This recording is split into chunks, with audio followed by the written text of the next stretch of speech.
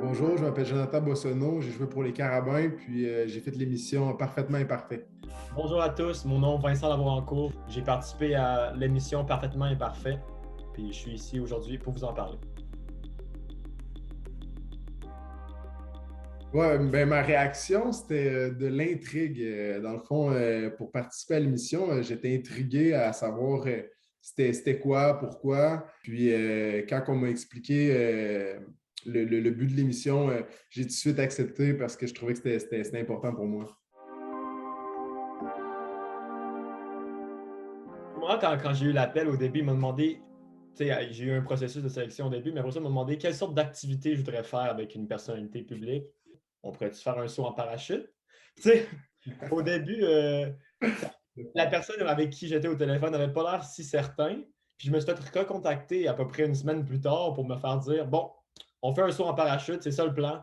Puis là, pour moi, c'était sur ma bucket list depuis tellement longtemps. Fait que j'étais tellement content de pouvoir faire ça. Pour vrai, je pense que la chimie s'est faite assez naturellement là, parce on a comme un background justement là, de sciences puis d'athlétisme quand même pas semblable, mais ouais, je veux dire semblable. Notre première interaction, on l'a vu avec l'émission, c'était vraiment ça. Là. C'était vraiment, on s'est dit bonjour, puis tout de suite, ça a cliqué parce que tellement de ressemblances qu'il y avait plein de sujets sur lesquels on était comme ah, toi aussi, c'est ça? Ça t'est déjà arrivé, ça? Puis on pouvait discuter sur le TDAH ou qu'on avait tellement de points de ressemblance. Fait que ça a juste porté à des discussions qui étaient profondes. Puis on a eu. Ben, en tout cas, moi, je parle pour moi, là, mais moi, j'ai eu vraiment du plaisir, puis je trouve que ça a été un moment enrichissant. J'ai ressenti la même chose. C'était pareil.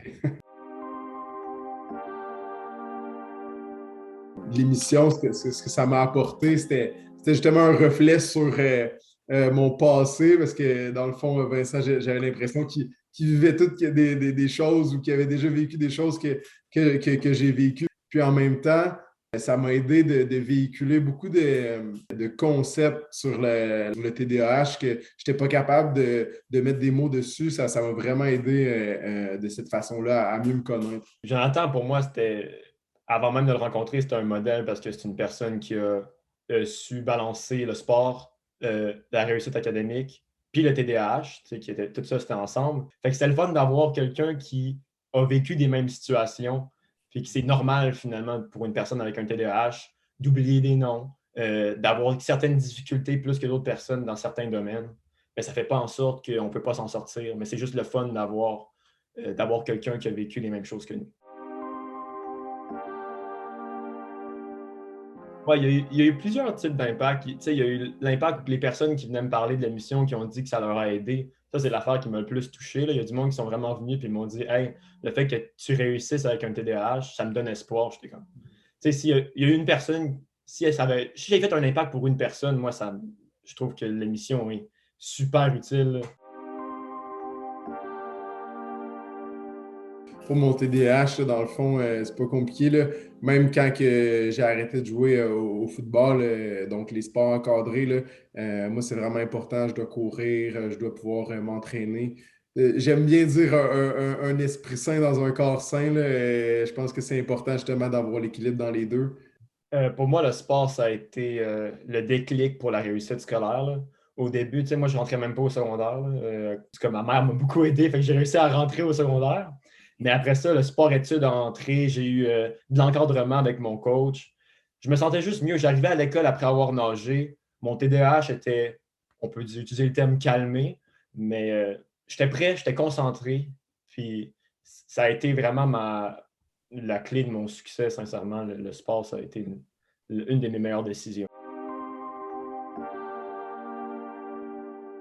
Souvent encore, ça met dans des situations qui sont un peu moins de fun. Tu sais, sinon qu'il y a quelqu'un qui me parle de quelque chose qui est vraiment sérieux, quelque chose qu'elle a vécu, c'est important pour cette personne-là. Ben moi, souvent, à ce moment-là, tu sais, j'aurai quelque chose dans mes mains, je vais taponner quelque chose. Ça se peut même que je ne regarde même pas dans les yeux, mais c'est à ce moment-là que j'écoute le plus. Tu sais, je vais bouger, je vais jouer de même, puis je vais faire des affaires qui, pour elle ou pour lui, va peut-être sembler comme si je ne l'écoute pas, mais c'est à ce moment-là que je l'écoute le plus. Puis en fait, le moment où que genre, je regarde une personne avec le regard vide ou ils ont peut-être l'impression que je les écoute full, c'est le moment où je les écoute zéro puis une barre. Je pense que le nom, je pense que je vais revenir avec se rappeler des noms des gens. C'est tellement important pour moi de justement comprendre la personne ou ce qui m'intéresse, c'est vraiment d'en apprendre sur la personne. Fait que je vais être beaucoup plus concentré à apprendre qu'est-ce que la personne a à dire. C'est pas que je me rappelle pas de toi, c'est que je me rappelle pas de ton nom. Fait que, je me rappelle beaucoup du contenu des gens, mais peu du contenant. C'est peut-être ça là, que j'aimerais démystifier, là. Je me suis fait dire récemment que quelqu'un avait vu l'émission Parfaitement Imparfait, puis ils m'ont dit Hey, je savais pas que tu avais un TDAH. J'arrive pas à croire que tu réussis autant malgré le fait que tu as un TDAH. La personne avait associé complètement le TDAH avec euh, l'affect que tu n'es pas capable de réussir à l'école. Ça, j'avais trouvé ça quand même fou qu'une idée fausse par rapport au TDAH soit autant ancrée dans une personne, puis qui pense vraiment qu'un TDAH, c'est synonyme d'une personne qui ne réussira jamais à l'école. Mais je pense qu'avec quand on est bien outillé, on peut autant réussir que n'importe quelle autre personne. Si vous avez un TDAH, là, vous pouvez réussir à 100%. Là. Ne laissez personne vous dire le contraire. Là. Je vais dire un rituel. Si je rentre dans une façon de faire, ça va m'aider. Donc, si je m'impose une méthodologie, je dirais même que c'est comme un environnement, dans le fond, créer un environnement propice justement à pouvoir s'épanouir, là. Un des affaires que je fais, moi, c'est je fais du piano depuis que je suis tout petit, je pense depuis que j'ai 6 ans. Fait que le piano, moi, c'est un moyen quand mon cerveau il est rendu saturé, ben, je m'en vais juste jouer du piano, relax. Puis ça, on dirait que ça repose mon cerveau pour après ça revenir puis être prêt à rapprendre encore. Avec mon TDAH, souvent, mon cerveau il sature. Puis là, je peux lire la question autant de fois pendant une minute, puis c'est comme si je lisais rien. Fait que si tu t'acharnes, puis là tu te dis, ah, je suis pas bon, je suis pas capable de rien faire, je lis rien, à un moment donné, ça mènera à rien.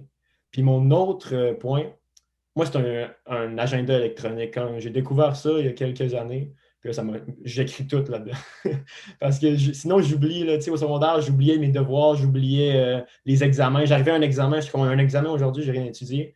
Fait que là, je note mes examens, je note mes devoirs, je note tout. Là. Ce soir, je fais ça, demain, j'étudie ça. Continuer à persévérer. C'est pas à cause des difficultés dans la santé mentale que ça peut vous empêcher de réaliser ce que vous voulez réaliser. Je rajouterais que tout le monde a son parcours dans la vie. J'ai commencé à m'améliorer à l'école au secondaire, puis jusqu'en sixième, secondaire 1, secondaire 2, secondaire 3, à l'école, ça allait vraiment pas bien. Fait, tout le monde a son parcours. Si vous êtes en sixième, secondaire 1, secondaire 2, puis l'école, ça va pas super bien, donnez-vous une chance. Des trucs, ça vient avec l'expérience. On va tous trouver une façon, on a toutes des façons différentes d'étudier, puis ça se trouve pas en une journée, ça se trouve pas en un an, ça se trouve en plusieurs années. Fait que donnez-vous une chance, puis à un moment donné, ça va juste bien aller.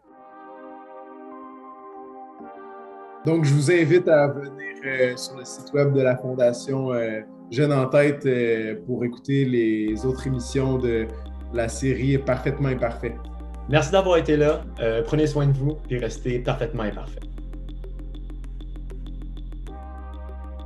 Bon, ben, à bientôt, Vincent. Salut Jonathan, on se voit bientôt.